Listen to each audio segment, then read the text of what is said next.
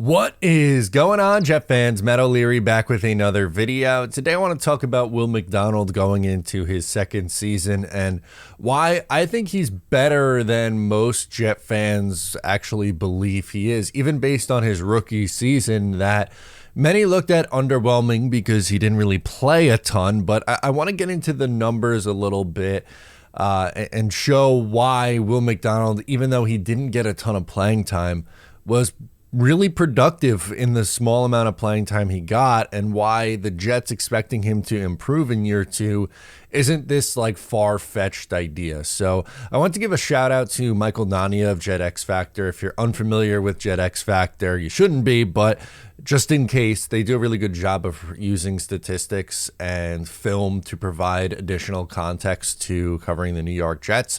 Really good outlet, and the Michael Nania really he kind of focuses in on the numbers, and he was able to find these win rate percentages on Will McDonald as a rookie and compare them to other rookies. So here's the quote. According to Pro Football Focus, McDonald registered a pass rush win rate at 16% in 2023. This is outstanding for a rookie. In fact, since PFF began tracking the stat in 2006, it ranks as the 7th best mark by a rookie edge rusher, minimum of 90 pass rush snaps. Now, here's that list of who was above him. James Houston of the Lions, 19.3%. Josh Uche in 2020.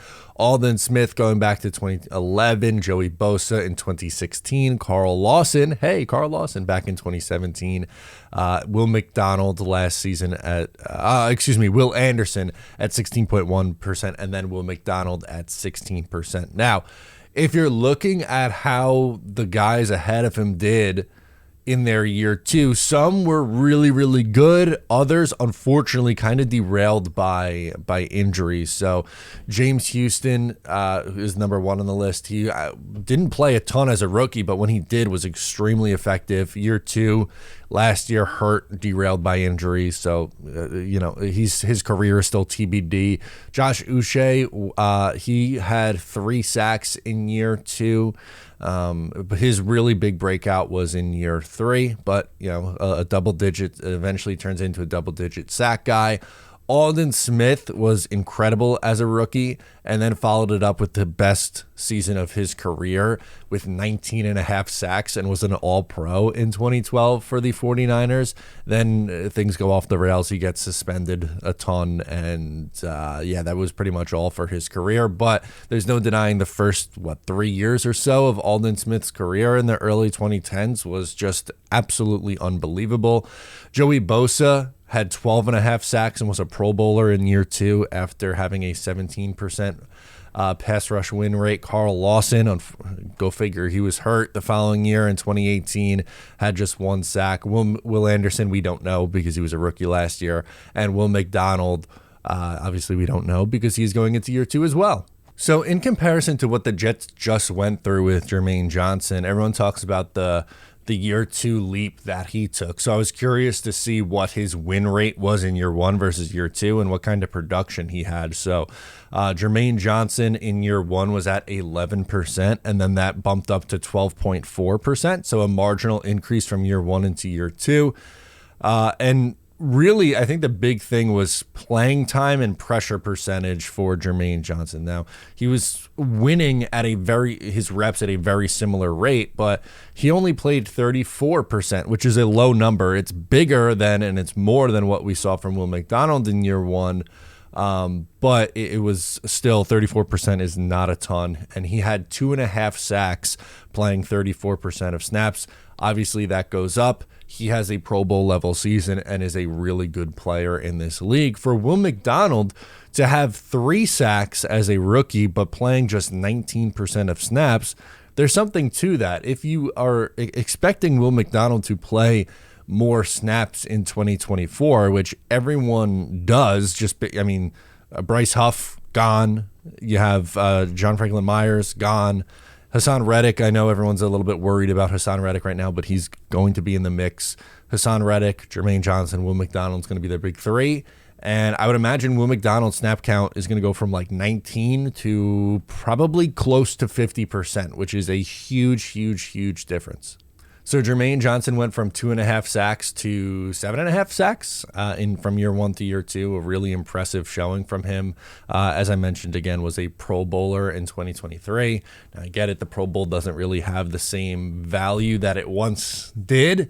And obviously all pros are more important. But the point being that we saw Jermaine Johnson improve his play in this same system from year 1 into year 2.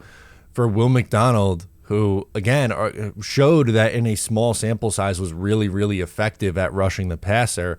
To me, there's no reason to believe that he doesn't continue to be an effective pass rusher. Now, Will McDonald and Jermaine Johnson aren't exactly a one-for-one comparison because both kind of play different roles. Yes, they are on the defensive line, and you go, well, they're both defensive linemen. True, and both are technically edge rushers, but Jermaine Johnson has also kicked inside a little bit. He's a bigger edge rusher. He doesn't win with speed like Will McDonald does. Jermaine Johnson's more of an edge setter. He is significantly better against the run than Will McDonald will ever be, and that's just, size is a significant factor in that one.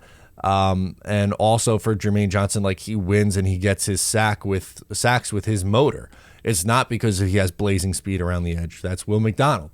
And both players are useful. They just play different roles. So I don't think it's crazy to say that Will McDonald might have a better pass from a pure pass rushing standard. He might have a better pass rushing season in year 2 than what Jermaine Johnson had in year 2. Now, getting into would he be a better player? I don't know. I don't know if I'm there yet, just because Jermaine, I think, has a better well-roundedness to his game. I think he's a better well-rounded player than Will McDonald is right now. But again, there's no reason for me to believe that Will McDonald, who only played 19% of snaps, had 3 sacks in that time, had a very, very impressive win rate, isn't in line to have a really nice season with significantly more playing time. Also, sure, this goes back to, the draft. Everyone was shocked when the Jets drafted Will McDonald. I don't think really nobody had them drafting Will McDonald in the first round. He was a borderline first round pick,